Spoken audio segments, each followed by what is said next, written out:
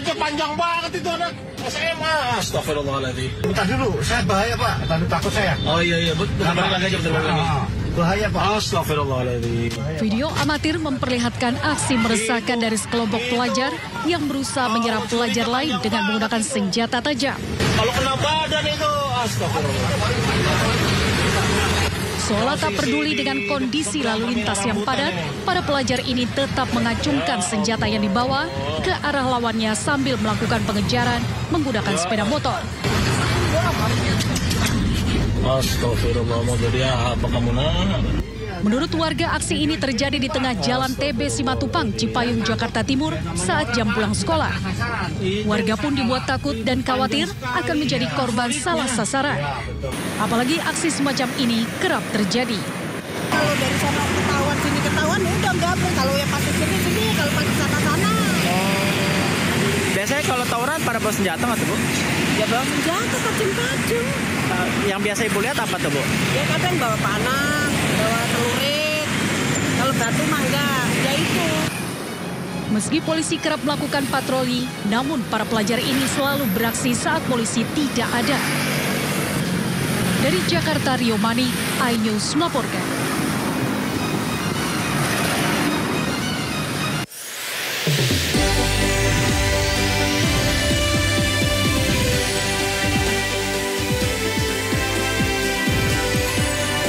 Gubernur Jawa Barat Deddy Mulyadi tinjau pendidikan militer untuk siswa di Purwakarta.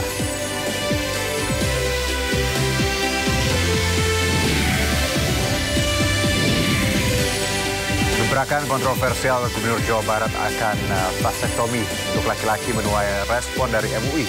Pihak MUI menyatakan bahwa vasektomi hukumnya haram.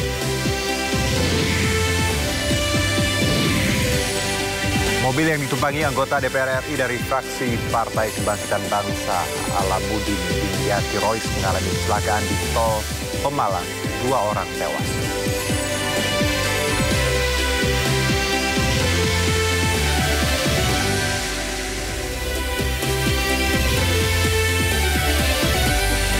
Halo pemirsa, selain 3 informasi tersebut, kenaikan angka pemutusan hubungan kerja di tanah air menjadi perhatian serius. Pemerintah berencana membentuk satuan tugas untuk menangani dan mencegah gelombang PHK massal yang terus berlanjut. Saya Herjuno Syaputra, Anda menyaksikan Sindo Sore. Sebanyak 39 siswa yang terlibat kenakalan dari berbagai sekolah di Purwakarta, Jawa Barat dikirim ke Resimen Artileri Medan 1 untuk dibina di barak militer. Puluhan siswa yang terlibat kenakalan seperti bolos sekolah, ikut tawuran, sudah berada di Resimen Armet 1 untuk dibina di barak militer. Para siswa dijemput menggunakan truk TNI, kemudian diantar oleh para orang tua untuk dibina di barak militer. Para siswa yang dibina di barak militer akan mendapatkan pembelajaran dengan metode khusus untuk pendidikan berkarakter. Mereka akan dibina di barak militer selama 14 hari.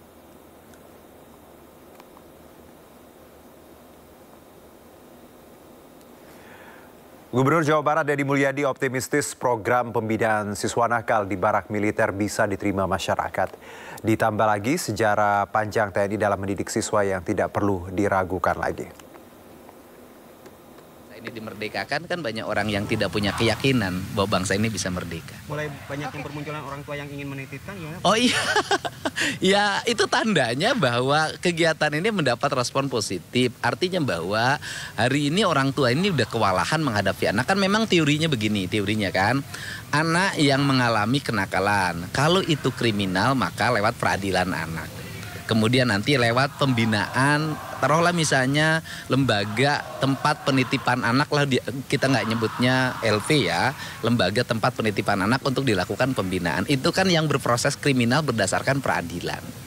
Tetapi kan banyak yang tidak berproses kriminal, tetapi nakalnya nggak pernah berhenti. Nah, akhirnya mereka harus balik ke orang tuanya. Pertanyaannya adalah ketika orang tuanya sudah tidak punya kesanggupan, nggak sanggup ngadepin anaknya bolos terus, nggak sanggup anaknya main game terus, nggak sanggup anaknya motor-motoran terus, nggak sanggup anaknya minum ciu terus. Kan kayak minum ciu, minum eksimer kan nggak bisa dipidana anak-anaknya. Kan itu. Nah ini kan harus ada orang yang menangani ya. Saya termasuk dan Pak Bupati Purwakarta dan bupati-bupati lain, wali kota seluruh Jawa Barat hari ini sudah mempersiapkan sanggup menangani dengan bekerja sama dengan TNI. Nah, bicara persoalan TNI itu kan mendidik anak-anak itu bukan baru. Paskibraka itu dididik oleh TNI. Paskibraka loh. Nah, kemudian ada SMA, namanya SMA Taruna Nusantara yang melahirkan orang-orang hebat. Ternyata di dalamnya kurikulum pendidikannya TNI dan TNI mengajar di dalamnya. Jadi bukan masalah baru, tetapi yang tidak boleh kan diajarin teknik perang. Ya, pemirsa, Bupati Purwakarta Saiful Bahri bin Zain merasa senang wilayahnya menjadi yang pertama mengirimkan siswa nakal untuk mengikuti pendidikan militer. Apa saja alasan dibalik dikirimnya para remaja bermasalah ke barak militer di Purwakarta? Berikut perbincangan rekan Indra Setiabudi bersama Bupati Purwakarta. Saat ini menjadi tempat penampungan bagi anak-anak yang mana diduga ini mengalami nakal begitu atau susah diatur begitu. Yang mana hingga sampai saat ini proses pembelajaran pendidikan masih dilangsungkan, yang mana para siswa ini sudah bangun pada pukul 4 pagi dan nantinya dilanjutkan dengan tes kepribadian maupun juga tes kedisiplinan guna untuk membangun rasa empati maupun kedisiplinan masyarakat ataupun siswa ini agar tidak terjadi kembali hal-hal tidak diinginkan seperti kenakalan remaja, khususnya yang mana ada tawuran maupun juga merokok dan lain sebagainya. Dan hingga saat ini masih terus berlangsungkan, yang mana proses ini ataupun dilatih dari 20 pelatih dari Resimen Armet 1 Purwakarta, yang mana nanti akan membina para siswa ini untuk menjadi lebih baik lagi. Dan untuk mengetahui lebih lanjut kita sudah bersama Bupati Purwakarta Om Zen, yang mana saat ini sedang berkunjung langsung ke lokasi ini. Om Zen, bagaimana update terkini terkait para siswa yang saat ini sedang belajar mengajar? Ya, hari ini kan hari ketiga ya. Kita mulai dari hari pertama sudah mulai dari tes kesehatan, terus juga datangkan psikolog untuk konsul ya, konsulan. Terus juga ini hari ketiga itu seperti biasa pagi-pagi mereka bangun jam 4 salat subuh, terus mendapatkan materi keagamaan, terus olahraga. Nah, sekarang mereka tadi lagi materi budi pekerti.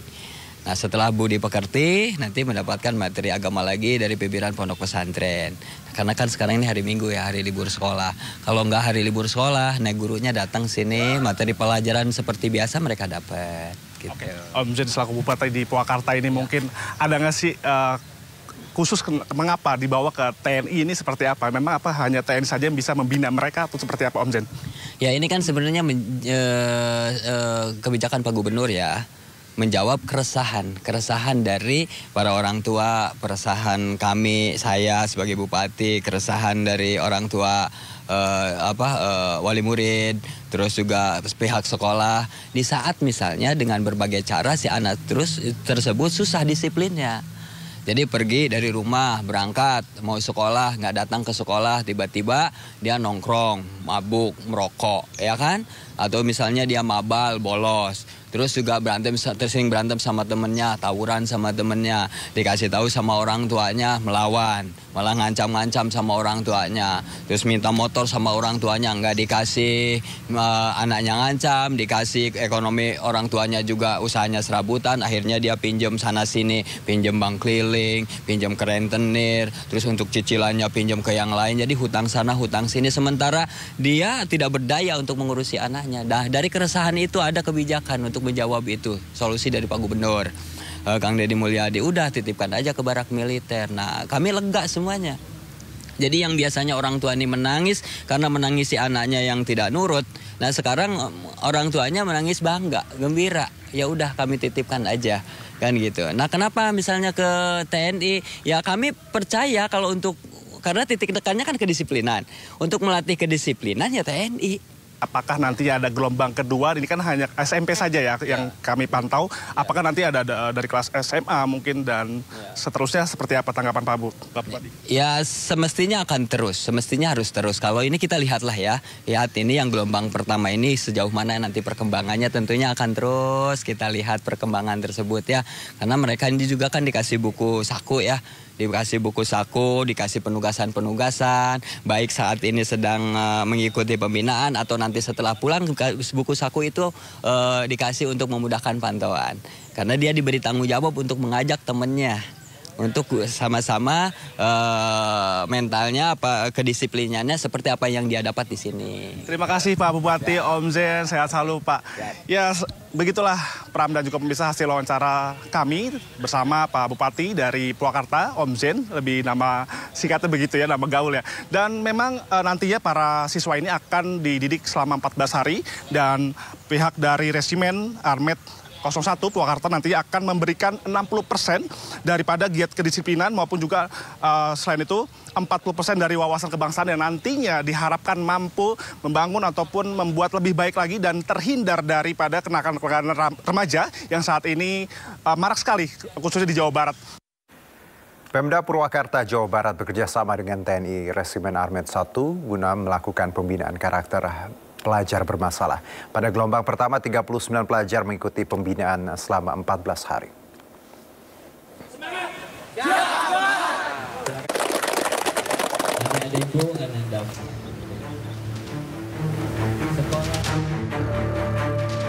Puluhan pelajar tingkat SMP sederajat mengikuti pembinaan karakter gelombang pertama untuk dilatih kedisiplinan oleh TNI di Resimen Armet 1 Purwakarta, Jawa Barat.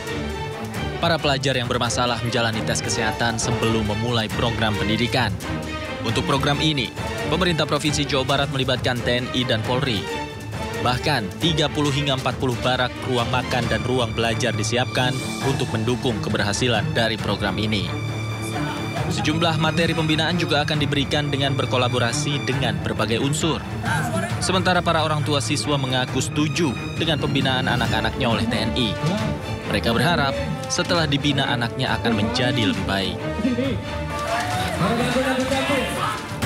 Insya Allah nanti akan dilatih di sini, akan dibina mentalnya, dan harapannya bahwa ke depan ini anak ini akan berubah, belajarnya akan berubah. Jadi pemeriksaan kesehatan akan memastikan bahwa adik-adik ini dalam kondisi sehat. Kemudian setelah pemeriksaan kesehatan nanti ada konsul psikologi.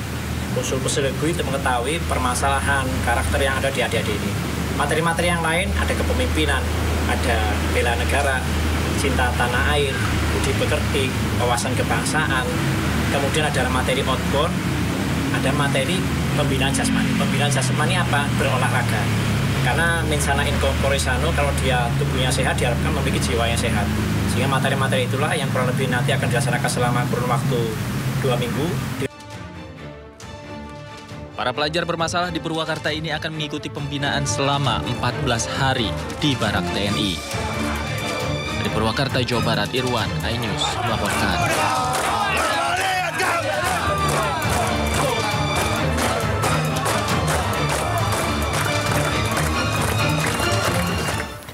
Ya, pembinaan karakter pelajar bermasalah pada gelombang pertama telah dimulai bertepatan dengan Hari Pendidikan Nasional. Kendati demikian, program gagasan Gubernur Jawa Barat, Deddy Mulyadi ini masih menimbulkan pro dan kontra.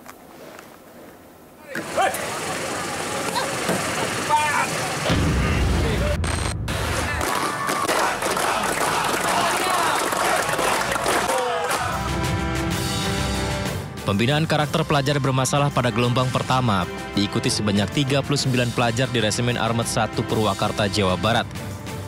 Kendati telah berjalan, kebijakan Gubernur Jawa Barat Deddy Mulyadi ini masih menimbulkan pro dan kontra. Kritik salah satunya datang dari Lembaga Perlindungan Anak Indonesia LPAI yang tidak setuju bahwa pembinaan anak menggunakan cara militer. LPAI juga menyebut pembinaan yang dilakukan anggota TNI harus tetap ramah anak. LPAI pun bersedia jika pihaknya diminta meninjau keadaan siswa yang tengah menjalani pembinaan. Jadi ini tetap adalah anak. Jadi mohon tidak dengan cara-cara militer. Artinya prinsipnya kedisiplinannya boleh itu diambil, jadi tetap harus ramah anak atau layak anak istilahnya. Ini yang selalu dikampanyekan juga oleh Kementerian Pemberdayaan Perempuan dan Perlindungan Anak, bahwa apakah itu di sekolah, apa di masyarakat, di kota, makanya ada kabupaten kota layak anak dan sebagainya, maka pendidikan juga harus layak anak. Jadi demi kepentingan terbaik bagi anak, makanya sangat apresiasi bahwa ini juga ada pendampingan guru BK, ada psikolog dan sebagainya, supaya masalah kejiwaan anak juga tetap terpantau. Ini adalah hak tumbuh dan berkembang bagi anak-anak. Sebelumnya, Wakil Ketua DPR RI Sufmi Dasko Ahmad sempat meminta program Gubernur Jawa Barat Deddy Mulyadi soal pengiriman siswa bermasalah ke barak militer agar dikaji terlebih dahulu. Dasko menyebut karakteristik siswa di masing-masing daerah berbeda.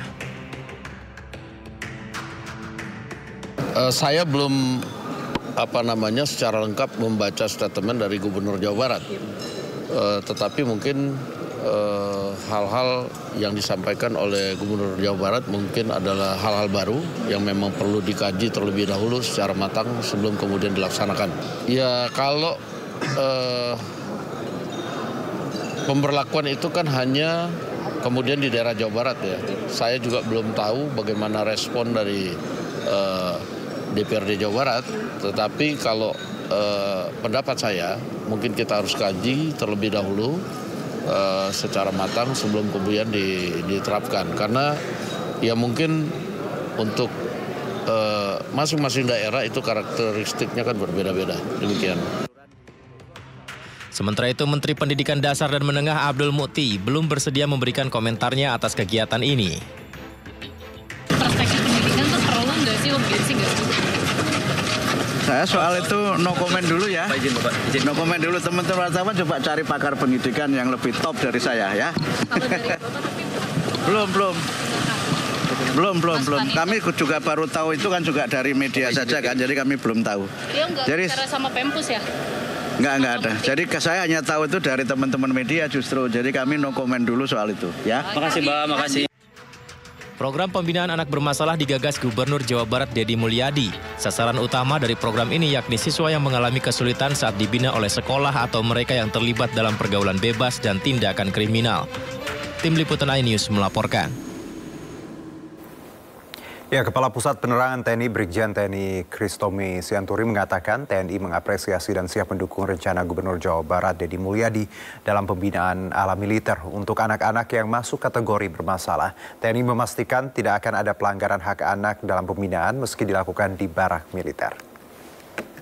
Artinya kan yang dilakukan kawan-kawan bahwa mereka dimasukkan militer, nanti ada militerisme di situ, tidak gitu ya. Ini meningkatkan kedisiplinan mereka gitu, meningkatkan wawasan kebangsaannya, kemudian meningkatkan keimanan ketakwaannya juga gitu ya. Artinya fokusnya kita adalah meningkatkan kedisiplinan gitu. Contoh dari dia harus bangun pagi jam 4.30, kemudian dia harus sholat subuh atau sesuai dengan agama masing-masing, kemudian dia harus senam pagi gitu yang tidak pernah dia lakukan di rumahnya. Makan harus waktu 15 menit, tertib, dan tidak boleh ada satupun butir nasi yang tersisa. Kita punya pemahaman bahwa di luar sana masih banyak saudara kita yang tidak makan gitu. Nah, itu kan nilai-nilai itu yang perlu kita tanamkan kepada mereka gitu. Bahwa kamu makan harus habis. Nah, karena kita masih bersyukur bahwa kita masih bisa makan, dia harus ingat bahwa saudara-saudara kita juga masih ada yang susah cari makan hari ini. Nah, nilai-nilai itu yang perlu kita tanamkan kepada mereka. Jangan dulu kita a priori bahwa ini tidak tepat. Kita coba dulu, kita lihat keefektifannya gitu ya. Makanya tadi perlu ada evaluasi setelah ini, setelah dia nanti berhasil 14 hari, kemudian apa? Kan pasti ada perlu pembenahan di situ gitu. Jadi jangan belum apa kita udah, wah ini melanggar HAM, melanggar itu, terlalu banyak diskusi kita di situ. Itu kira-kira. Ya, pengamat militer ISAS Hairul Fahmi mengatakan pembinaan anak-anak dengan melibatkan militer tidak harus membawa anak-anak ke barak militer. Sementara itu Dinas Pendidikan Purwakarta mengatakan keterlibatan pihak TNI dalam pembinaan anak-anak adalah bentuk kolaborasi yang menunjukkan pendidikan anak adalah tanggung jawab semua. Seling ke situ. Kemudian ini kan bukan persoalan anak saja, ini adalah persoalan orang tua. Maka selama 6 bulan ini guru-guru BK itu juga bukan hanya menangani anaknya tapi memberikan supervisi konseling kepada orang tuanya. Nah, ini adalah sistem pendidikan kita dan hari ini juga kan kementerian mengeluarkan dan salah satu strategi dari kementerian itu kan partisipasi semesta dalam mewujudkan pendidikan berkualitas. Maka di situ juga di Perpres 87 tahun 2017, di situ pemerintah daerah berkewajiban bertanggung jawab untuk menjalin kerjasama dengan kementerian, dengan lembaga manapun yang mempunyai keinginan untuk mendidik karakter untuk anak-anak seperti itu. Jadi karena pendidikan itu tidak juga mesti menjadi tanggung jawab sekolah, toh ini harus menjadi tanggung jawab semua, tanggung jawab orang tua, tanggung jawab masyarakat, dan tanggung jawab seluruh masyarakat yang baik lembaga maupun apapun yang berkepentingan dengan pendidikan. Pak Hairul, salah satunya juga adalah dari orang tua siswanya Pak yang menyampaikan bahwa mereka sudah tidak sanggup memberikan pendidikan di rumah, maka diserahkan ke pemerintah dan ke TNI. Apakah itu tidak cukup menjawabnya Pak? Ya nggak cukup. Pemerintah daerah memang bertanggung jawab, tapi TNI kan ya pelibatan TNI dalam hal ini ya artinya kan tidak harus ke barak itu loh. Ini prinsip pendidikan kita ini kan inklusif ya. Pendidikan kita itu harus inklusif ya, berdasarkan undang-undang sistem pendidikan nasional kan jelas ya. Pendidikan nasional diselenggarakan secara demokratis, inklusif, non diskriminatif gitu kan. Kalau ada peserta didik yang melanggar tata tertib ya diatur melalui pembinaan, bukan pemindahan ke institusi non pendidikan seperti barak militer. Itu persoalannya di situ. Jadi alasan pembentukan disiplin, pembentukan karakter itu tidak harus memindahkan mereka yang dianggap bermasalah ini ke lingkungan militer itu. Misalnya begitu loh. Tapi kalau misalnya kolaborasi kalau partisipasi oke, semesta oke, tapi pemindahannya ini yang kita permasalahkan begitu ya. Kalau misalnya ini Pak Hairul, misalnya anak-anak tersebut kurikulumnya dibuat di sekolah, kemudian ya sekolah akan kolaborasi dengan militer di sekolah, tapi anaknya ke sekolah saja tidak. Nah itu gimana Pak? Ya itu kan tadi katanya mau ada yang dijemput, diserahkan orang tuanya segala macam. Ya itu kan mekanisme yang bisa diatur gitu ya. Jadi jangan jadikan juga lembaga institusi militer ini sebagai tempat sampah, keranjang sampah. Semua masalah ditumpahkan ke sana gitu ya. Jadi kalau militer pasti saya yakin mereka tidak akan menolak membantu pemerintah daerah. Tapi dalam konteks ini kan pemerintah daerah juga harus berpikir yang lebih komprehensif gitu ya. Jangan jangan kemudian sedikit-sedikit lempar ke sana. Nanti ada problem premanisme juga lempar ke sana. Semua dilempar ke sana. Terus yang dikerjakan pemerintah daerah sendiri apa begitu. Baik. Apakah ini jalan pintas Pak Purwanto? Ya ini adalah aksi nyata dari kita untuk bagaimana secara cepat bisa menyelesaikan problem-problem yang kita hadapin gitu ya. Karena kita membutuhkan institusi yang mampu gitu ya, institusi yang mampu berkolaborasi dengan kita, bisa menambal apa yang belum kita miliki gitu. Ya, gebrakan kontroversial Gubernur Jawa Barat akan KB atau vasektomi untuk laki-laki menuai respon dari MUI. Pihak MUI menyatakan bahwa vasektomi hukumnya haram.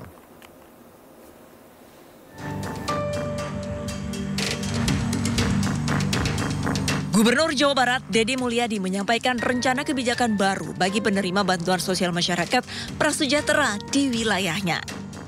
Bagi laki-laki diharapkan menjalankan vasektomi atau KB pria yang menjadi syaratnya. Usulan ini disampaikan dengan tujuan masyarakat dapat mengatur waktu kelahiran sehingga menekan angka kemiskinan di Jawa Barat.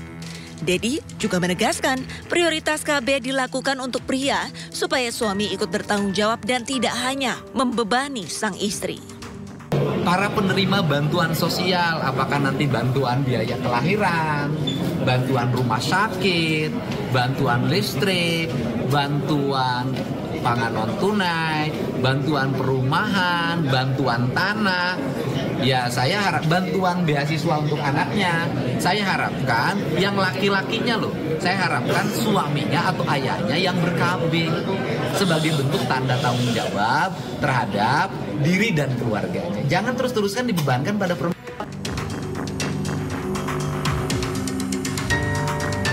Vasektomi merupakan metode kontrasepsi KB pria berupa tindakan pengikatan atau pemutusan kedua saluran sperma kanan dan kiri. Setelah menjalani vasektomi, cairan mani yang keluar tidak mengandung sperma, sehingga tidak akan menjadi kehamilan. Vasektomi hampir 100% efektif mencegah kehamilan. Di sejumlah negara, prosedur ini dianggap sebagai pilihan pengendalian kelahiran yang aman dan efektif untuk pria. Namun hal ini pun direspon pihak Majelis Ulama Indonesia Jawa Barat. Hukum vasektomi itu adalah haram, ya, haram. Kecuali ya dikecualikan terhadap 5 kekecualian, 5 hal ya. dalam soal KB, kami bukan menolak KB-nya. KB bagi MUI tetap boleh sepanjang dilakukan sesuai dengan tuntunan syariah. Nah, vasektomi ini ternyata banyak yang melanggar ketentuan syariah, kan itu aja intinya. Berarti dorongan dari MUI nanti ke Pak Gubernur apa nih Pak setelah ada fatwa haram ini? Ya, nanti dorongannya kami menjelaskan bahwa secara hukum Islam ya, kalau pertimbangannya hanya untuk menyalurkan bansos dan ya jelas itu tidak masuk yang 5 hal ini. Jadi tetap tidak boleh. MUI Jawa Barat juga menegaskan bahwa jika program vasektomi sebagai syarat untuk penerima bansos adalah haram. Hal ini telah tercantum dalam fatwa MUI sejak tahun 1979. Vasektomi diperbolehkan jika tidak menyalahi syariat, tidak menimbulkan kemandulan permanen, mendapatkan jaminan rekanalisasi, tidak menimbulkan mudarat, serta tidak dijadikan program kontrasepsi unggulan. Tim Liputan, iNews melaporkan.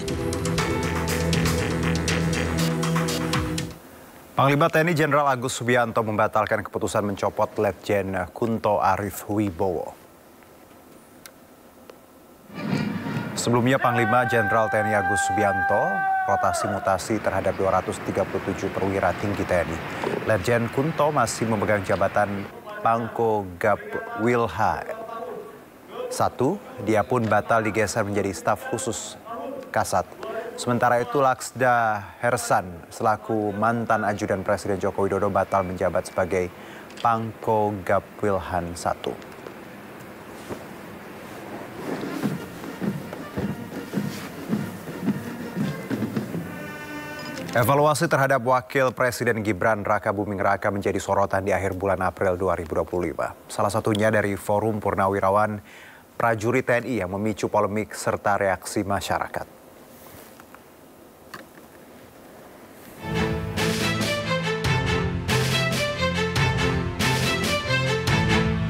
Forum Purnawirawan Prajurit TNI mengusulkan agar Gibran Raka Buming Raka dicopot dari jabatannya sebagai Wakil Presiden RI.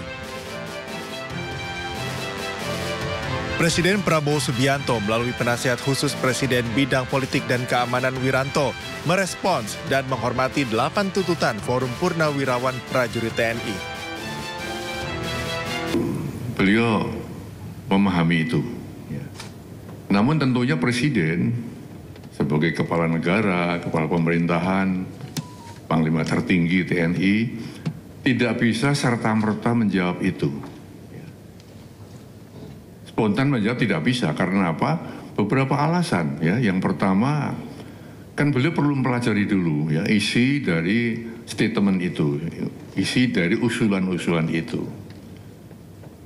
Dipelajari satu persatu karena itu masalah-masalah yang tidak ringan ya, masalah yang sangat fundamental ya. Salah satu tokoh masyarakat Papua, Osea PTG, memberikan pandangan bahwa Presiden Prabowo dan Wakil Presiden Gibran telah terpilih secara sah, secara konstitusi.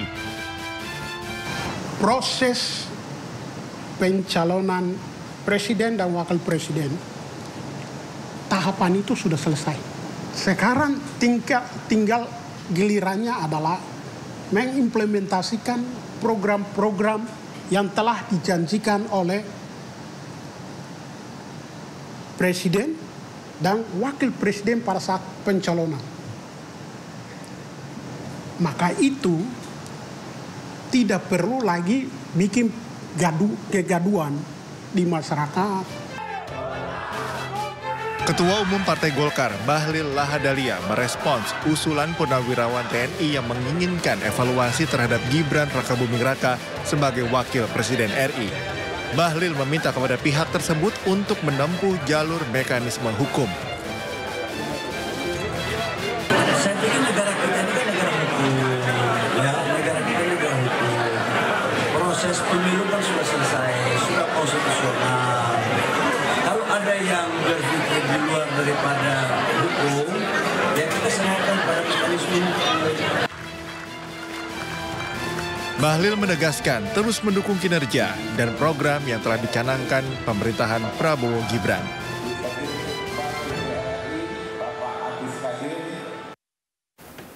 Pemirsa, Polda Kalteng membentuk tim gabungan untuk menangani kasus penyegelan perusahaan di Kabupaten Barito Selatan, Kalimantan Tengah yang dilakukan oknum Ormas DPD Grip Jaya. Langkah ini diambil untuk memastikan penegakan hukum berjalan sesuai prosedur.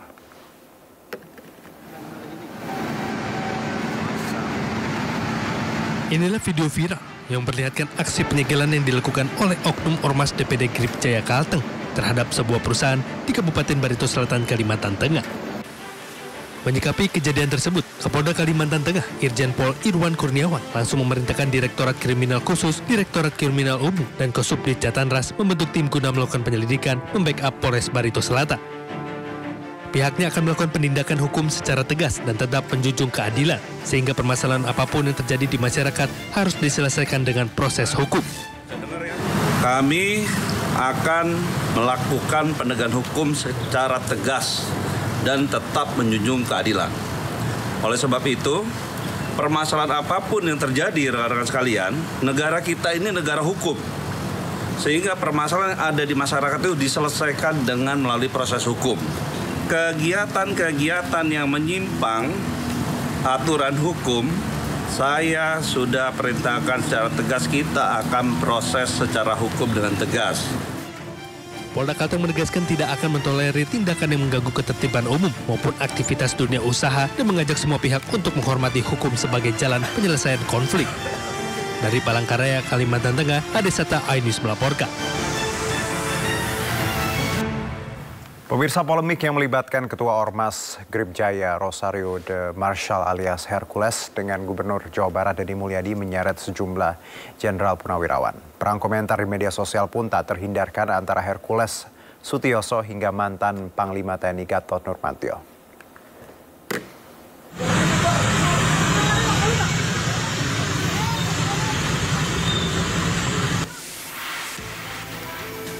Pasca insiden pembakaran mobil polisi di Depok, Jawa Barat oleh anggota Ormas Gerakan Rakyat Indonesia Bersatu atau Grip Jaya pada 18 April lalu, sejumlah pihak pun berkomentar keras diawali oleh Gubernur Jawa Barat Deddy Mulyadi yang menyebut negara harus melawan tindakan premanisme bila perlu sampai nol. Dan dipastikan juga bahwa premanisme harus semakin susut bila perlu sampai nol. Zero premanisme, dan kita tidak bisa melakukan kebijakan itu sekaligus hilang. Ucapan Deddy Mulyadi ini kemudian dibalas oleh juru bicara Grip Jaya, Rasman Arif Nasution. Dia mengultimatum Gubernur Jawa Barat tersebut untuk tidak bermasalah dengan ormas pimpinan Hercules itu. Pesan ketua umum kami, ya, kami tidak pernah ganggu Anda. Ormas kami juga tidak pernah ganggu Anda. Jadi jangan ganggu ormas dan jangan ganggu kami. Mantan Gubernur DKI Jakarta sekaligus Purnawirawan TNI, Sutioso ikut berkomentar terkait hal ini. Sutioso pun setuju jika ada revisi Undang-Undang Ormas. Saya sangat mendukung ya Pak Tito Mendagri mau merevisi Undang-Undang Ormas ini ya. Bukan tingkah laku mereka saja yang harus dievaluasi ya, tetapi juga cara berpakaian gitu. Saya itu tidak nyaman ya melihat ormas-ormas berpakaian yang terkesan lebih tentara dari tentara gitu kan. Pasukan khusus misalnya ya. Hercules yang mendengar kata-kata Sutioso pun tersulut. Ia bahkan menyebut Sutioso sudah bawa tanah. Pak Sutioso apain? Pak Sutioso itu udah nggak usah menyinggung-nyinggung ormas. Sudahlah, kalau saya bilang bahasa kayak mulutnya udah bau tanah. Ya, nggak usah nyinggung kita. Orang boleh takut sama Pak Sutioso, kalau saya nggak takut. Kalau dia menyinggung kita, saya bilang Anda mulutnya udah bau tanah, udahlah. Berdoa, meminta kepada Allah SWT, tinggal nunggu sementara mau dipanggil sama Allah. Pernyataan-pernyataan Hercules pun membuat mantan Panglima TNI Gatot Nurmantio gerak. Ingat, kau dulu TBU. Kau bisa di Jakarta pakai apa? Sudah purnawirawan juga yang bawa kamu ke sini. Kok ngomong seenaknya kayak gitu? Tidak sopan. Sudah jadi raja. Kamu itu kan preman. Memakai pakaian ormas. Tak sampai di sini saja. Terbaru Hercules menyampaikan permohonan maaf ke Sutioso namun tetap menantang Gatot Nurmantio. Sutioso ya menyinggung masalah ormas gitu loh. Tapi saya minta maaf untuk buat Pak Sutioso. Saya minta maaf kepada Pak Sutioso, minta maaf sebesar-besarnya kepada Pak Sutioso dan kepada anak cucu dan keluarga semua. Karena Pak Sutioso dari Komando Pasukan Khusus Baret Merah. Saya sangat hormat dan saya sangat kagum sama beliau. Atas kesalahan saya kemarin salah mengucap itu, saya minta maaf sebesar-besarnya. Sampai ke cucu-cucu aku minta maaf. Tapi Gatot, Saudara Gatot, Nurmantio, Anda, saya tidak takut sama Anda. Saya tidak menghargai Anda. Hercules mengaku tidak terima disebut Gatot melakukan premanisme. Dia juga merasa tidak memiliki salah terhadap mantan Panglima TNI tersebut. Tim Liputan iNews melaporkan. Baik pemirsa, kita beralih ke informasi berikutnya. Pulau Bali gelap gulita setelah mati listrik total pada Jumat kemarin. Pemadaman yang berlangsung beberapa jam membuat aktivitas masyarakat lumpuh. Pihak PLN bergerak cepat agar listrik di seluruh Bali menyala kembali.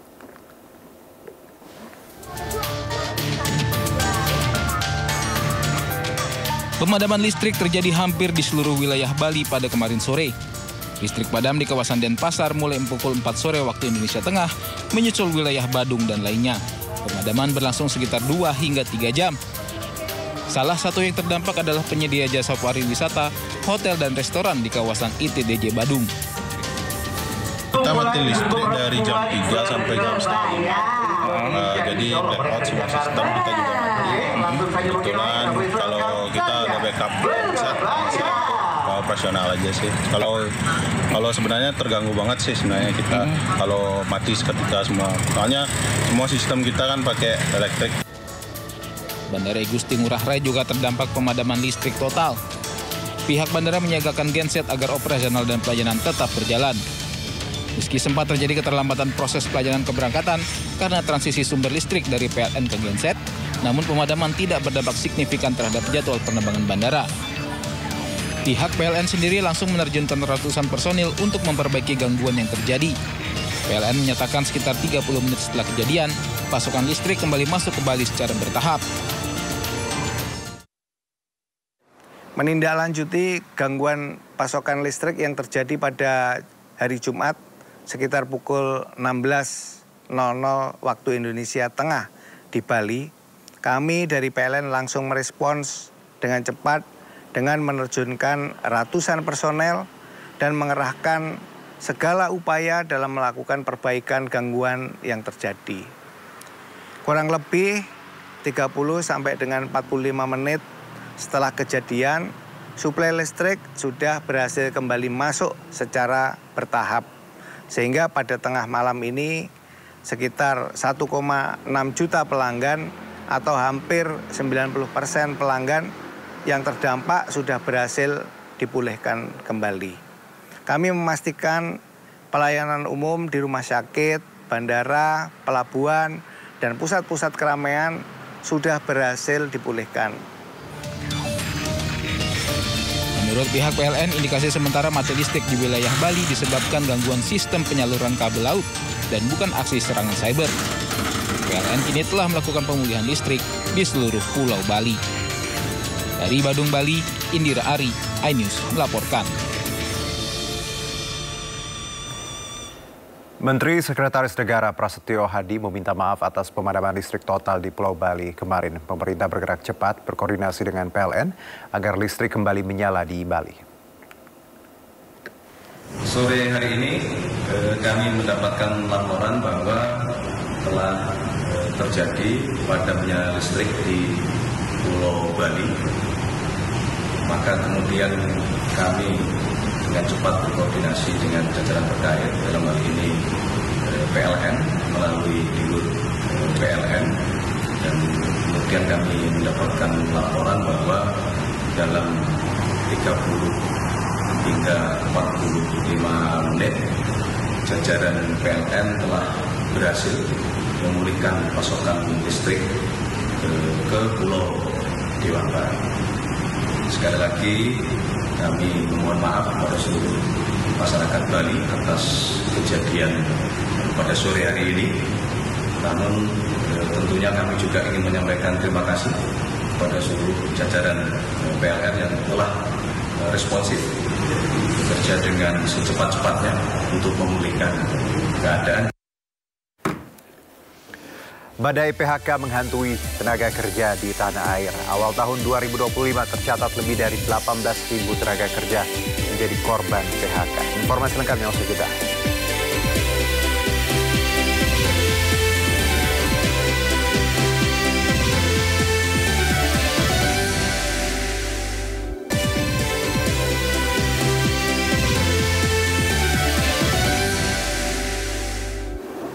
Kembali bersama kami, pemirsa, badai pemutusan hubungan kerja menghantui tenaga kerja di tanah air. Bahkan pada awal tahun ini tercatat lebih dari 18.000 tenaga kerja menjadi korban PHK.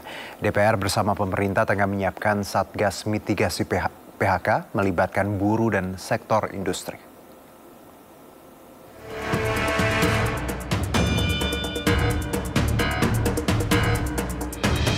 Awal tahun 2025 menjadi periode penuh tantangan bagi dunia ketenaga kerjaan Indonesia. Gelombang pemutusan hubungan kerja PHK melanda berbagai sektor industri, meninggalkan ribuan pekerja dalam ketidakpastian. Data Kementerian Ketenagakerjaan menyebutkan, dalam periode Januari-Februari 2025, terdapat 18.610 tenaga kerja menjadi korban PHK. Sementara sepanjang tahun 2024, tercatat 77.965 tenaga kerja terdampak PHK. Pemerintah menyatakan akan memastikan tenaga kerja korban PHK mendapatkan seluruh haknya. DPR pun menegaskan akan mengawal pembentukan Satgas Mitigasi PHK oleh pemerintah dengan melibatkan unsur buruh dan industri. Ya, kami sudah memberikan masukan kepada pemerintah dan juga kemudian kami sudah bersama-sama bicara dengan pimpinan serikat pekerja. Bagaimana kemudian kita bersama-sama membentuk satuan tugas untuk memitigasi apabila akan terjadi pemutusan hubungan kerja di satu perusahaan atau pabrik misalnya begitu. Dan ini kita sedang matangkan terus sehingga kemudian apabila itu sudah berjalan, mudah-mudahan bisa meminimalisir dampak yang ada terhadap situasi yang ada pada saat ini. Satgas Mitigasi PHK akan mengawal pemenuhan hak-hak pekerja korban PHK secara menyeluruh dan komprehensif, mulai dari sektor usaha atau industri hingga pekerjanya. Presiden telah menyetujui pembentukan Satgas Perluasan Kesempatan Kerja dan Mitigasi PHK, namun belum menerbitkan keputusan Presiden. Tim Liputan melaporkan. Presiden Prabowo Subianto menyampaikan 5 janji kepada para buruh, diantaranya mendorong mengesahkan RUU Perlindungan Pekerja Rumah Tangga. Saya akan membentuk segera Dewan Kesejahteraan Buruh Nasional yang akan terdiri dari semua tokoh-tokoh pimpinan buruh seluruh Indonesia. Dan mereka tugasnya adalah mempelajari keadaan buruh dan memberi nasihat kepada Presiden mana undang-undang yang nggak beres, yang nggak melindungi buruh. Mana regulasi yang nggak benar, mereka memberi masukan ke saya dan segera akan kita perbaiki, saudara-saudara sekalian.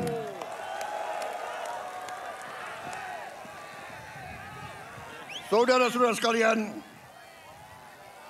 kita juga atas saran dari pimpinan buruh, atas saran dari Pak Said Iqbal dan Pak Jumbur, kita akan segera membentuk Satuan Tugas PHK. Kita tidak akan membiarkan rakyat kita tidak akan biarkan pekerja-pekerja di PHK-kan seenaknya. Bila perlu, tidak ragu-ragu kita, negara akan turun tangan, saudara-saudara sekalian.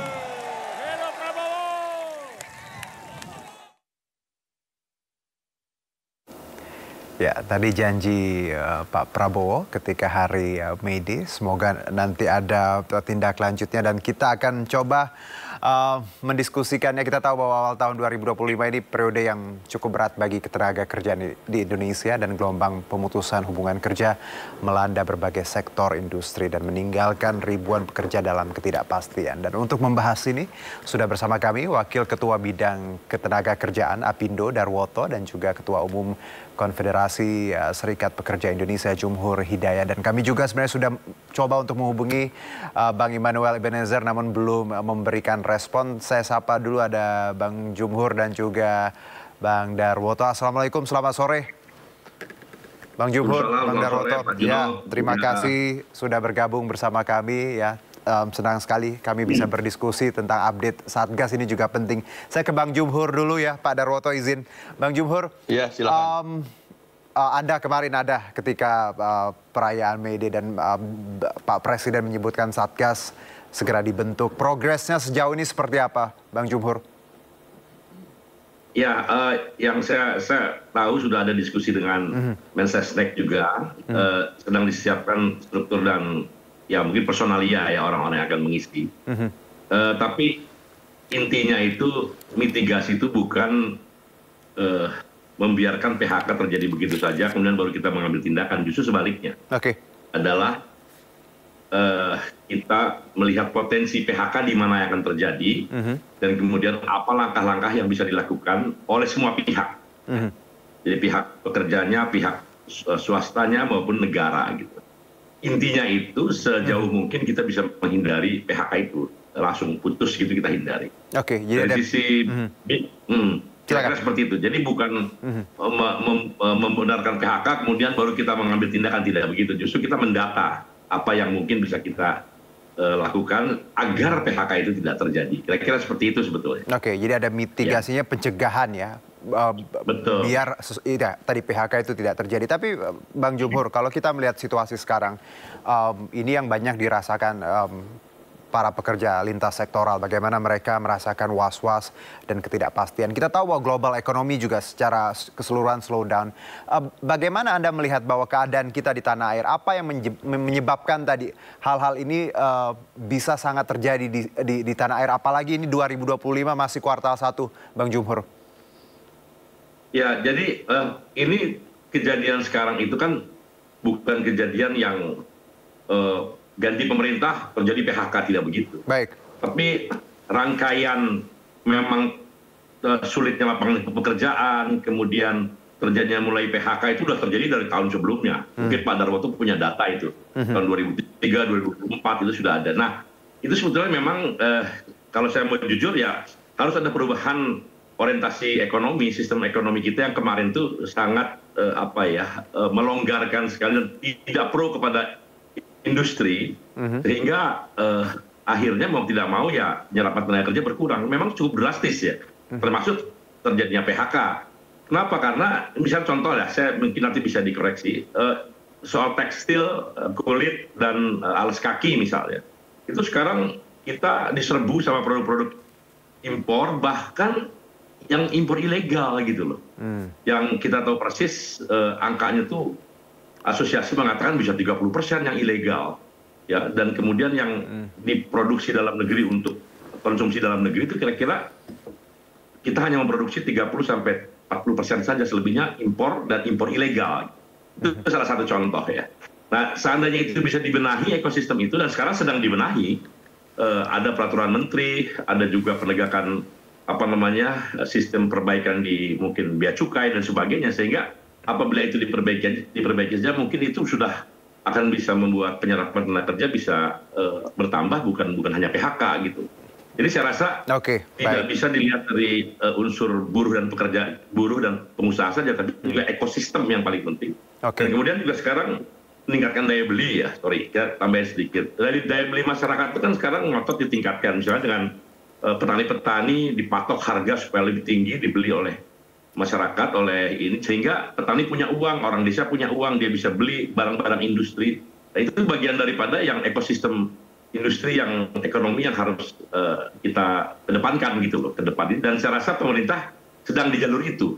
Jadi kita memang berlomba lah kira-kira seperti itu. Baik, pemerintah sedang di jalur itu. Saya ke Bang Darwoto, Bang, bahwa Anda dari Apindo ya, bidang ketenagakerjaan, melihat situasi sekarang plus juga tindakan yang saat ini sedang dilakukan pemerintah membentuk Satgas. Tanggapan Anda, Bang Darwoto?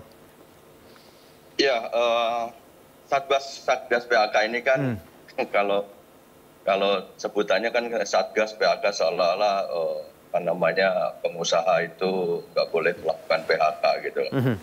Kita tahu bahwa namanya bisnis itu kan pasti up and down ya. Jadi itu memang terjadi di mana-mana.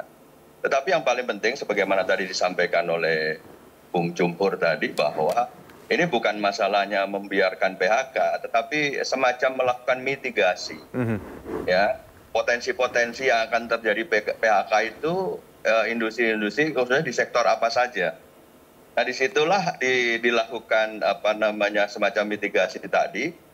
Ada nggak hal-hal yang perlu dilakukan langkah-langkah baik dari sisi pekerja, pengusaha maupun pemerintah gitu loh. Nah, ini yang kita harapkan juga Satgas ini nanti setelah terbentuk, tentu yang paling penting adalah bagaimana mekanisme kerjanya. Gitu kan. Makanya mekanisme kerja ini sangat penting bagi jalannya Satgas itu sendiri. Dan kami juga mendengar bahwa di dalam Satgas ini nanti dari pengusaha juga dilibatkan sehingga yang terjadi pada sektor-sektor yang akan terjadi PHK ini kita bisa melakukan pencegahan ya. Kita bisa melakukan pencegahan, melakukan mitigasi. Kalau toh misalnya mau tidak mau terjadi ya seperti yang dikemukakan teman-teman dari Serikat Pekerja bahwa hak-haknya itu harus dipenuhi ya. Tentu ini hal yang diharapkan oleh kita semua. Oke. Tetapi dalam hal ini itu juga kita harus berupaya ya di sisi lain ya. Di sisi lain juga kita melakukan bagaimana PHK ini bisa dibina. Karena pada dasarnya pengusaha itu kan PHK itu merupakan langkah terakhir ya, langkah terakhir yang tidak mau. Dan yang paling penting dari ini semua dibarengi lagi dengan deregulasi. Ya, tadi Bung Jumur kan menyampaikan regulasi-regulasi yang selama ini yang tentunya kurang begitu produk terhadap penciptaan lapangan pekerjaan. Jadi kita harus sama-sama duduk bareng. Yuk kita adakan diskusi bagaimana deregulasi ini bisa dilakukan untuk memaksimalkan penciptaan lapangan pekerjaan. Demikian. Oke, Bang Darwoto, kalau dari sudut pandang atau perspektif para pengusaha dari Apindo sendiri melihat, apa yang bisa dilakukan oleh Apindo dan juga pemerintah dalam bersinergi? Karena kita tahu bahwa tadi pendapat-pendapat dari sisi pengusaha harus didengarkan. Ada langkah konkret tidak yang bisa diambil, misalnya mungkin ada insentif untuk perusahaan-perusahaan yang memang mungkin lagi bermasalah atau pengurangan jam kerja, itu juga upaya efisiensi dalam perusahaan yang mungkin saat ini sedang tidak baik-baik saja, Bang Darwoto. Ya, kalau kita dari sisi pengusaha, tentu hal-hal yang demikian secara konkret kita sudah menyiapkan. Seandainya ada masukan-masukan kepada pemerintah, sebagaimana yang disampaikan oleh Ibu Ketum pada saat Sarasehan di Jakarta beberapa waktu lalu juga beliau sudah menyampaikan semacam kajian-kajian ya yang telah dilakukan oleh pengusaha dan sektor-sektor mana saja yang perlu diberikan perhatian sehingga tujuan daripada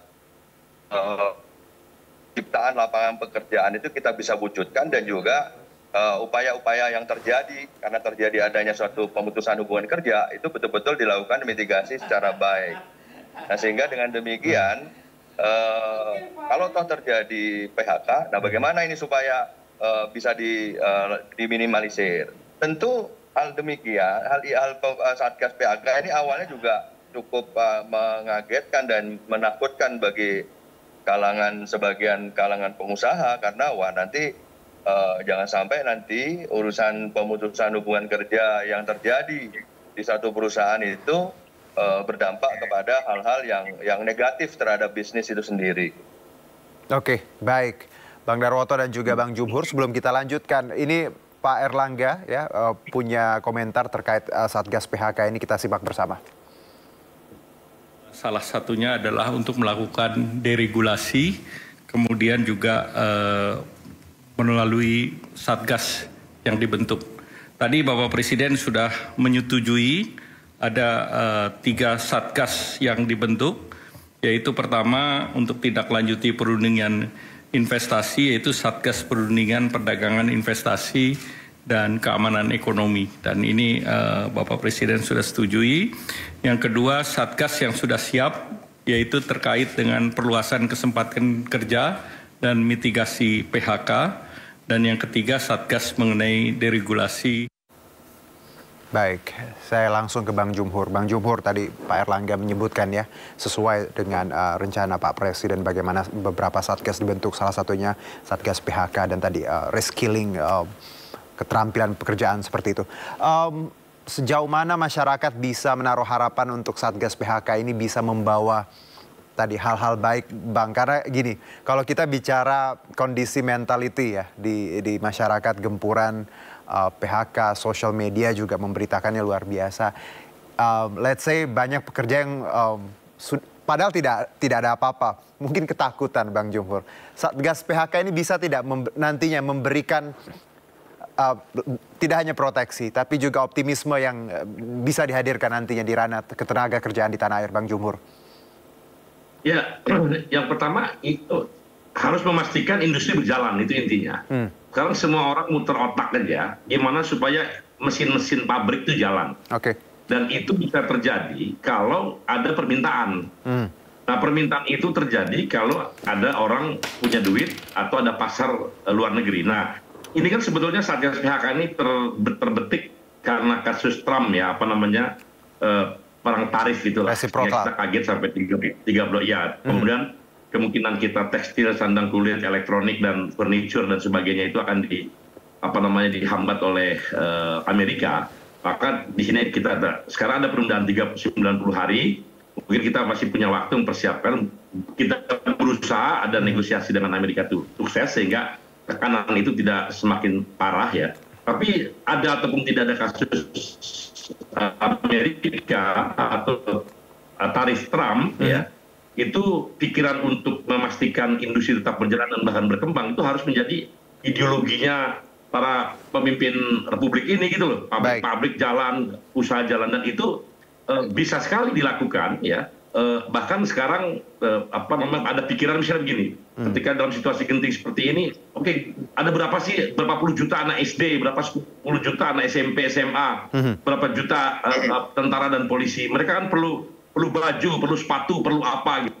Negara jadi langsung aja, kita pastikan sekian juta pasang sepatu, sekian juta baju kita beli dari pabrik-pabrik itu misalnya. Itu kan satu kemungkinan intervensi. Begitu juga kalau kita yakini sebuah kesementaraan misalnya, ketika daya belinya masih belum sempurna, kayaknya daya beli kita dihabisi. Ya jujur aja beberapa tahun belakangan ini daya beli kita betul-betul terpuruk ya. Dan sambil menunggu daya beli itu berdiri ya, insentif dan disinsentif dari negara itu serasa menarik. Boleh jadi ada intervensi APBN atau bridging atau itu juga satu kemungkinan sehingga tetap perusahaan bisa berjalan dalam kondisi yang mungkin sangat minimal tapi tetap menghindari PHK. Tapi juga tidak bleeding dan tidak bangkrut gitu, kira-kira seperti itu. Baik, Bang itu yang sebenarnya kita harapkan seperti itu, Mas. Bang Jumhur, izinkan saya bertanya soal ini, Bang Jumhur. Ada banyak misalnya narasi, Bang Jumhur, efisiensi yang ya semangat yang dibangun oleh pemerintah Pak Presiden. Ini kalau kita lihat banyak komen misalnya ada efek dominonya, salah satu tadi PHK.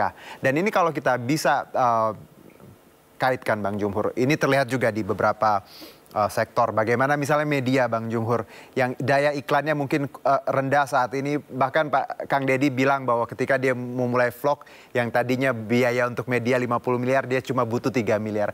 Apakah korelasi antara efisiensi yang dibangun pemerintah ini juga berdampak terhadap sektor industri di tanah air sehingga PHK juga terjadi, Bang Jumhur, menurut Anda? Ya, saya rasa gini ya, kalau sama-sama jujur dan terbuka, pengusaha juga terbuka bahwa kita perlu iklan, ya perlu Jadi ada angka critical number gitu ya. Mungkin biasanya 50 miliar kalau dihabisin menjadi 10 miliar ya itu, atau jadi 5 miliar mungkin terlalu drastis. Tapi nanti mungkin ketemu critical number. Oke, kalau 50 miliar ini pendapatan bagi perusahaan sangat berlebihan gitu. Tapi kalau dapat misalnya 25 miliar dia masih bisa survive. Ya, mungkin untungnya tidak besar. Ya, tidak terlalu bengkak besar sekali, tapi tidak perlu mem-PHK. Itu kan saya rasa kalau fair, asosiasi-asosiasi periklanan atau dari media, begitu juga di perhotelan. Ya, saya kebetulan ketua pariwisata ekonomi kreatif, itu juga banyak mengeluh ke saya, pegawai-pegawai hotel tuh sekarang drop sekali. Jarang ya, begini. ada convention gitu ya. Betul, nah, saya mungkin harus ada negosiasi tetap. Ada kegiatan mungkin di hotel walaupun tidak sebesar yang dulu, atau sebaliknya menteri-menteri kreatif cukup 1-2 orang yang berkegiatan di hotel tapi pakai IO, sehingga para stakeholder diundang ke hotel, mereka bayar sendiri dan sebagainya, sehingga hotel tetap hidup gitu.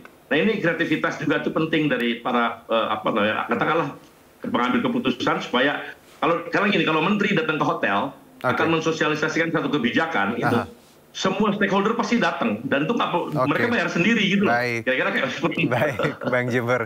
Good insight ya, critical number tadi yang harus dicari biar balance gitu ya. Oke, saya ke Bang Darwoto. Bang Darwoto, Anda punya tanggapan terkait ini singkat sebelum kita tutup?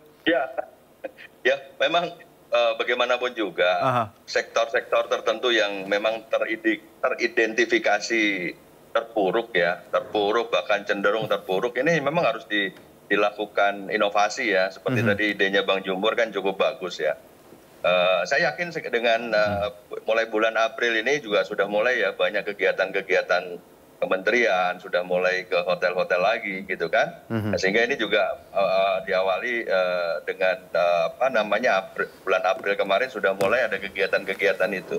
Sehingga ini diharapkan sudah bisa. Kalau yang kita tahu, kalau yang dari Januari, Februari yang lalu kan memang lagi dihitung ulang ya budgetnya pemerintah. Tetapi kalau kita dari sisi swasta, ya dari sisi pengusaha swasta ini juga di beberapa sektor mengeluhkan adanya penurunan. Tapi di sisi sektor lain juga hanya sedikit yang mengalami pertumbuhan. Nah, karena banyaknya yang mengalami penurunan ini merupakan momen yang baik. Tadi kan kalau statement Pak Erlangga kan tadi ada di samping Satgas PHK ini juga ada yang diregulasi sebagaimana tadi saya sampaikan. Ini bagus sekali gitu loh. Sehingga ini saatnya lah kita duduk bareng untuk kita bisa cari solusi secara bersama. Baik. Terima kasih sekali atas bincang-bincang singkat ini ya. Sayang sekali waktunya terbatas, tapi beberapa pertanyaan krusial kami masyarakat terjawab tadi. Bang Jumhur, selamat bekerja ya. Terima kasih ya Bang. Kami tunggu solusi yang baik ya untuk semuanya lintas sektoral, dan juga terima kasih untuk Apindo yang juga mau berdiskusi dengan pemerintah dan kita semua. Sehat-sehat untuk kita semua. Hidup tenaga kerja Indonesia, Bang. Terima kasih. Sukses. Indonesia Incorporation. Baik, terima kasih. Pembagian dan aktivasi kartu nusuk untuk jamaah haji Indonesia yang tiba di kota Madinah sudah dimulai. Informasi lengkapnya usai jeda berikut.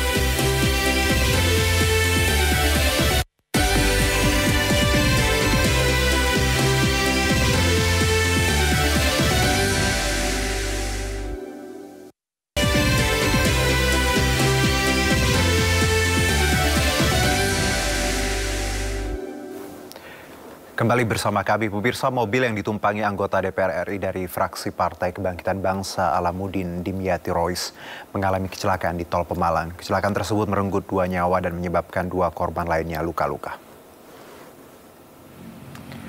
Kondisi anggota Komisi 9 DPR RI Alamuddin Dimyati Rois mulai membaik pasca operasi di Rumah Sakit Budi Rahayu Kota Pekalongan. Sementara sopirnya yang sempat dirawat di Rumah Sakit Al-Ikhlas Pemalang dirujuk ke RSUD Karyadi Semarang. Sementara 2 penumpang lainnya meninggal dunia, yakni tenaga ahli anggota DPR RI Vicky Novitasari dan Muhammad Balia warga Kaliwungu, Kendal. Jenazah 2 korban sudah diambil pihak keluarga untuk dimakamkan.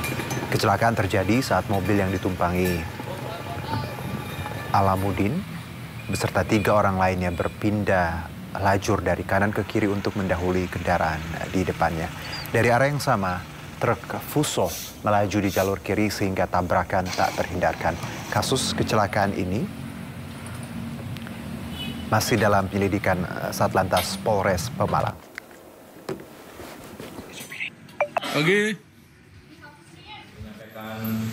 Update perkembangan penanganan kasus kecelakaan yang terjadi di Jalan Tol kilometer 315-900 yang melibatkan antara kendaraan Fuso dan kendaraan KBM Innova yang mengakibatkan 2 korban meninggal dunia dan 2 korban mengalami luka berat.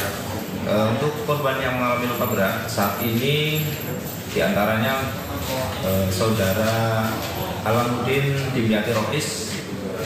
Untuk perkembangan kesehatannya alhamdulillah semakin membaik setelah menjalani operasi di Rumah Sakit Budi Rahayu Kalma. Kemudian untuk sopir atas nama Arya Maulana sampai saat ini perkembangan juga membaik. Informasi terakhir dirujuk ke Rumah Sakit Karyadi Semarang. Untuk supir dan kernet sedang kami mintai keterangan. Kemudian sampai dengan saat ini kasus kecelakaan tersebut masih dalam proses penyelidikan. Sementara tim TAA dari Polda Jawa Tengah sudah melaksanakan olah TKP di jalan tol sesuai dengan TKP.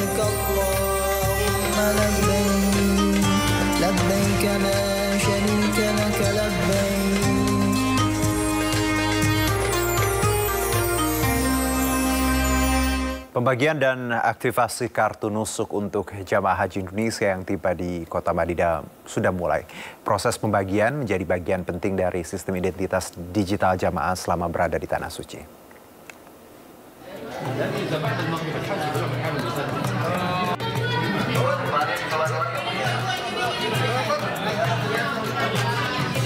Kementerian Haji Arab Saudi mewajibkan setiap jemaah untuk memiliki dan mengaktifkan kartu nusuk sebagai identitas resmi selama menunaikan ibadah haji. Untuk jemaah yang masuk melalui Bandara Madinah, kartu nusuk dibagikan saat mereka tiba di hotel. Proses ini dilaksanakan oleh syarikat, yaitu perusahaan penyelenggara layanan jemaah di Arab Saudi. Jemaah diberi waktu 1 kali 24 jam untuk mengaktifkan kartu tersebut. Kepala Daker Madinah, M. Lutfi Maki, menjelaskan bahwa kartu nusuk ini merupakan smart card yang berfungsi sebagai pengganti visa dan identitas digital jemaah. Ya, karena ini sebagai pengganti identitas ya atau pengganti visa, karena kartu ini disebut smart card, jadi ketika nanti jamaah haji memasuki kota Mekah, memasuki Armina pada fase puncak, pemerintah Arab Saudi melalui syarikat akan melihat bahwa jamaah ini memang betul jamaah haji dari Indonesia dengan membuktikan kartu nusuk ini. Saat puncak haji, petugas akan memeriksa kartu nusuk untuk memastikan jemaah terdaftar secara resmi. Karena itu, jemaah diimbau untuk selalu membawa kartu nusuk kemanapun saat keluar hotel. Dari Madinah, Arab Saudi, Gigi Irfan Wahyudi, iNews melaporkan. Pemirsa, pemandangan tak biasa terlihat di area tawaf yang mengelilingi Ka'bah di Masjidil Haram Mekah yang tampak sepi jemaah. Ka'bah sepi dari jemaah haji dan hal ini sebagai penanda dimulainya musim haji tahunan.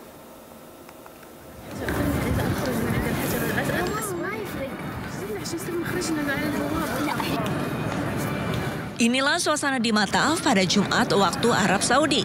Area tawaf tampak sepi jemaah. Area yang biasanya dipadati jutaan umat muslim ini tampak lengang. Hanya diisi oleh sejumlah kecil jemaah haji yang baru tiba.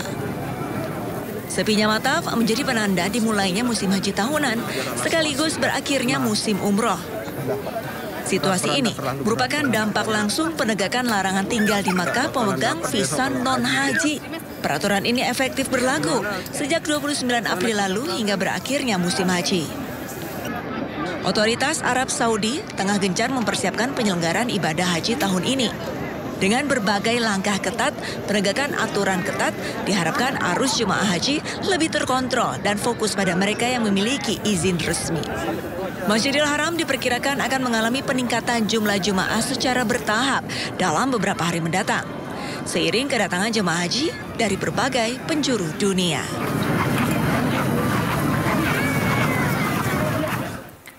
Calon jemaah haji gelombang pertama telah mulai melakukan rangkaian ibadah di Masjid Nabawi. Sebelumnya sejumlah kelompok terbang gelombang pertama asal Indonesia juga telah tiba. Para calon jemaah haji akan tinggal di Madinah selama 8 hingga 9 hari sebelum bertolak ke Mekah menjelang puncak haji.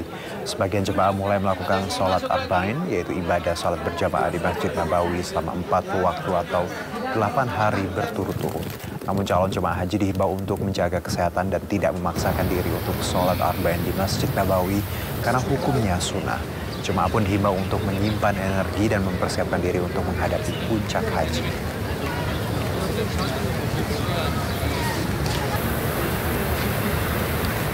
Sebanyak 390 calon jemaah haji kloter 8 asal Tangerang, Banten tiba di Asrama Haji Pondok Gede pada Sabtu pagi.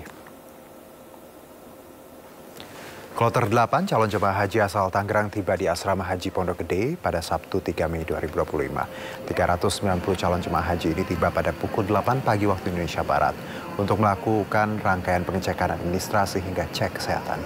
Dan hari ini dijadwalkan terdapat 4 kloter dengan total 1.609 calon jemaah haji yang tiba dan transit di Asrama Haji Pondok Gede.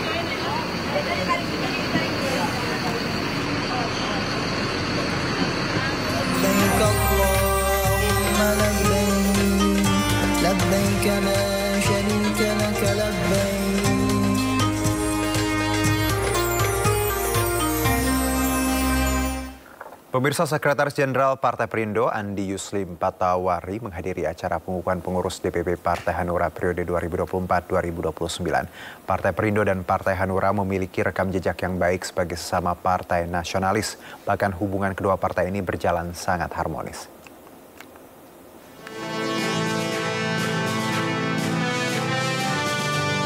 Pelantikan pengurus Partai Hanura di Jakarta Convention Center Senayan, Jakarta Pusat dihadiri sejumlah tokoh nasional dan petinggi partai, salah satunya Sekjen Partai Perindo Andi Yuslim Patawari. Partai Perindo dan Partai Hanura memiliki kesamaan sebagai partai nasionalis yang sama-sama bertujuan untuk membangun bangsa. Tentu kami dari Partai Perindo mengucapkan selamat kepada pengurus Hanura yang sudah dilantik. Kita sebagai partai nasionalis yang mempunyai DNA yang sama, tentu kita mempunyai persamaan untuk memajukan Indonesia. Dengan tema daerah berdaya, Indonesia sejahtera sama dengan perjuangan kita. Perjuangan kami di Partai Perindo, perjuangan persatuan Indonesia untuk mewujudkan kesejahteraan. Dalam kesempatan ini, AYP juga menegaskan, Partai Perindo dan Partai Hanura sama-sama tengah berjuang mensukseskan berbagai kebijakan pemerintahan Prabowo Gibran. Dari Jakarta, Sarah Jajenski, Dede Rudi, iNews melaporkan.